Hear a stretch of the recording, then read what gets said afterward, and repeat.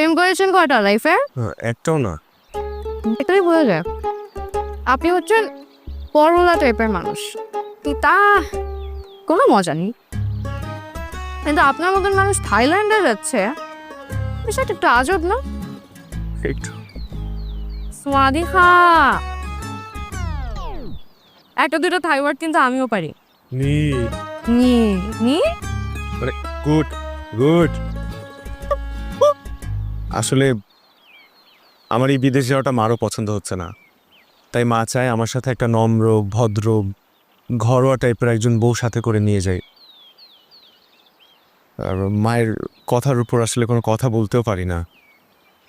মা চায় বিদেশে আমি এক টুকরো বাংলাদেশ সাথে করে নিয়ে যাই।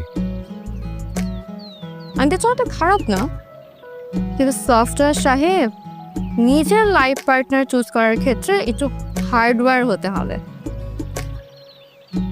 মানে হার্ড হতে হবে। তবে হ্যাঁ, আমাকে সাথে নিলে আপনি এক টুকরো বাংলাদেশ পাবেন কিনা জানি না, কিন্তু এক টুকরো রাজশাহী ঠিকই পাবেন, কারণ এই শহরের প্রত্যেকটা অলিগলি আমার চেনা। আমাকেও চেনাবেন?